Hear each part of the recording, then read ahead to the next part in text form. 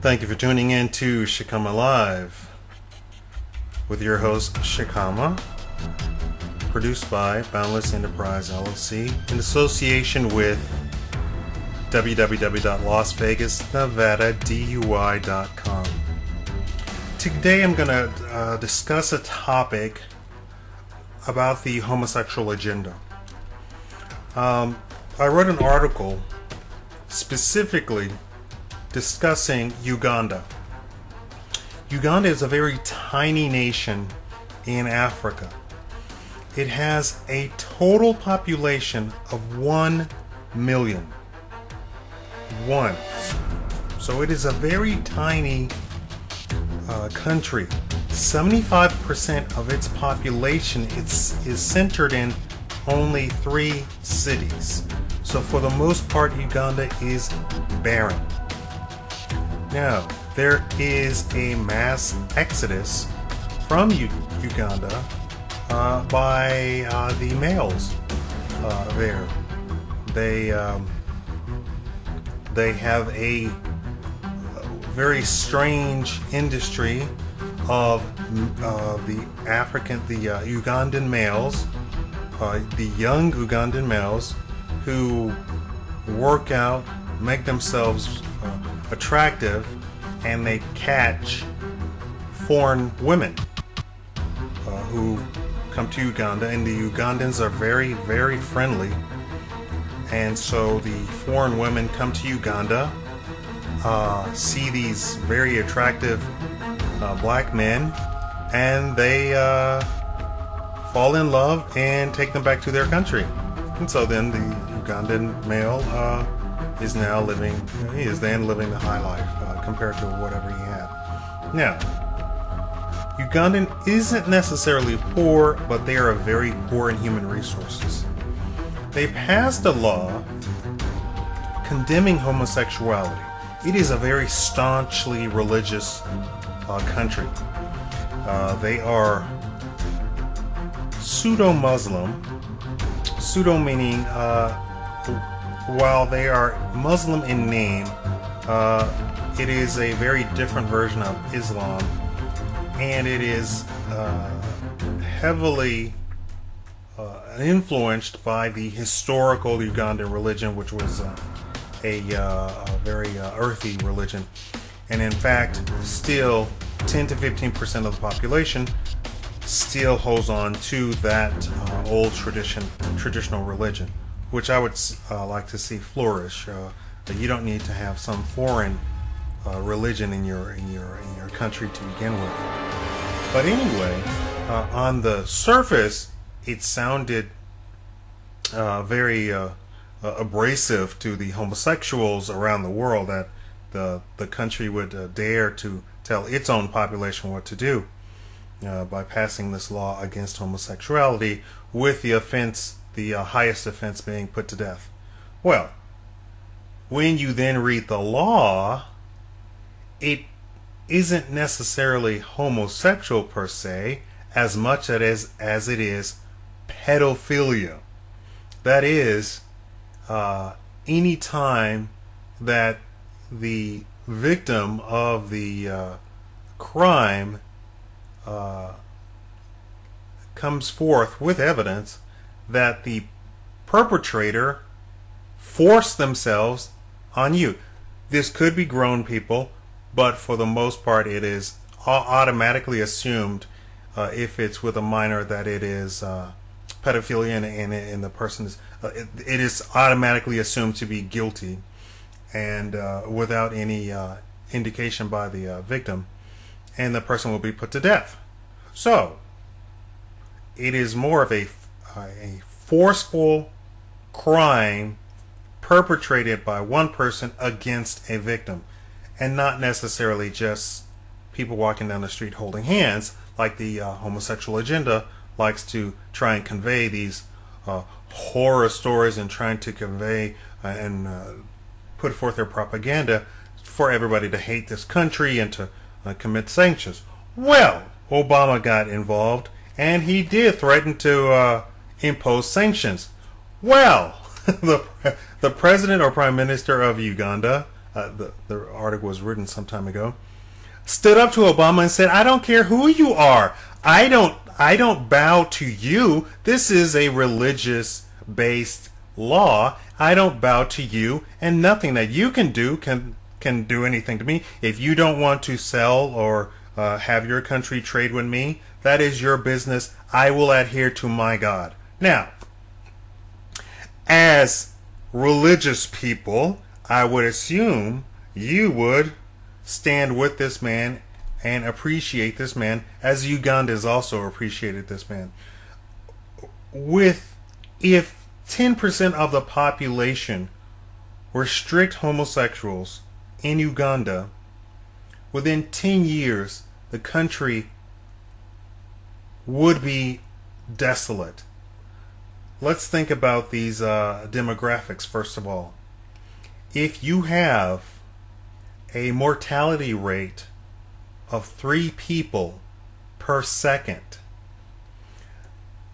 and no birth rate of 3 people per second in Uganda, you can see that just the homosexuals waiting it out, that the population would be decimated within 5 years. Even 10 years would be too much. 5 years the population would be decimated. Now, if you have 10% of the population practicing strict homosexuality, that means absolutely no heterosexual interaction whatsoever, no heterosexual birth, accidental or what have you, then 10% of the population would decimate that country of only 1 million people. They would literally need to go and beat people over the head in the neighboring countries to get them to immigrate to Uganda. Now, people say, "Oh, that's farcical." No, that's science. That's actual demographics. If you have such a mortality rate, and you do, in that tiny country, 1 million people is nothing. And we're talking about they're spread out throughout the country. We're talking about a place that the interior of which is dangerous, that has wild, dangerous animals. So you can't go into the interior.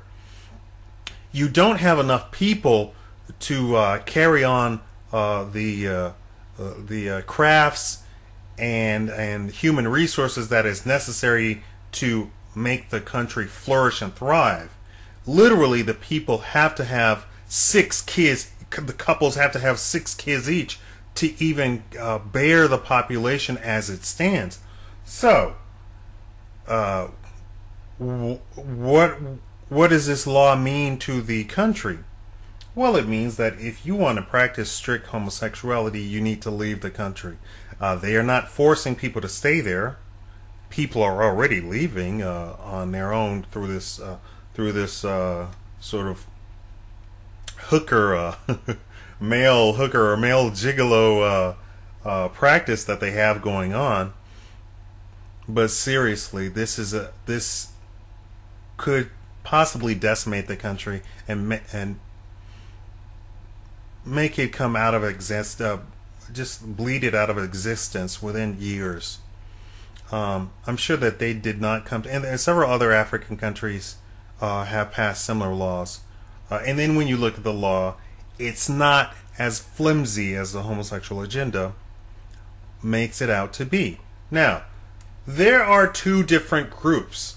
There are people who practice the hedonistic practice of homosexuality. And then there is another group that is a complete political arm, just like the feminists. When I say things about the feminists, nobody really gets up in arms. But when I say something about homosexuals, I get private messages on Facebook. I have a political science degree. I recognize political organizations. I recognize political maneuvering. The homosexual agenda by the political branches of the LGBT is doing pure political maneuvering to accomplish whatever they're trying to accomplish. I haven't even determined what it is that they're trying to accomplish. It's not gay marriage. I know they say that it's gay marriage. I know that they say it's equality. It's not. Now, I just received a message on Facebook by a guy that I had a slight argument with over this very topic months ago, and he said his friend is going to Uganda to teach the Ugandans how to love homosexuals. I responded to him, how about your friend leave the Ugandans alone? How about your friend think of the Ugandans as actual adults who can make up their own mind and who can be left to their own self-determination? How dare he get into a plane, travel all the way to another country to tell them what to do? Is that not the height of hubris? And I said, it's really sickening and disgusting that there is a political branch that is fighting for freedom, but they make sure at every opportunity that they stomp on other people's freedom. Other people's freedom is that they can choose not to like homosexuals. That is their freedom. As adults, they can make those decisions. It is not your within your capability or authority to go tell somebody else they don't have the freedom to not like homosexuals. They have every capability of doing that. If people don't like homosexuals, don't go to the country. It's just that simple. You would go out of your way to pay to get on a plane, fly all the way over to Africa, to some tiny country that doesn't even matter, that has only 1 million people to it, to tell them what to do? I just don't even understand that. What? That's like me flying to, I don't know, flying to Greenland and telling them they need more black people there. I mean, what audacity, what hubris. I don't even understand that. Leave the damn Africans alone, okay? Leave them alone. Leave black people alone. Jesus Christ. Flying to Uganda to teach them. Literally, that's what he said. To teach them to love homosexuals. I mean, and I responded, well, I hope he gets killed. That's what the law says, right? You're practicing homosexuality. You know, that's like you walking into a police station and say, hey, you all should allow me to do cocaine, and you have a kilo of cocaine in your hand. What is the police gonna do but friggin' body slam you, throw you to the ground, and throw you in the jail? Because that's what the law says they're supposed to do. He's gonna walk into Uganda and start preaching about homosexuality? If he gets killed, that's par for course, is it not? Now, I'm not wishing him evil, but I mean, let's sit back and think of the logic of this. He's gonna go to Uganda and start promoting homosexuality when there's a standing law that says homosexuals will be put to death. Logic dictates that he would be put to death.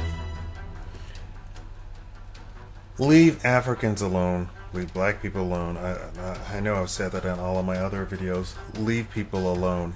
If you want freedom, you need to give freedom. And that freedom means people can choose not to side with your homosexual political agenda. End of story. End of story. Thank you for watching the Shikama Live Show.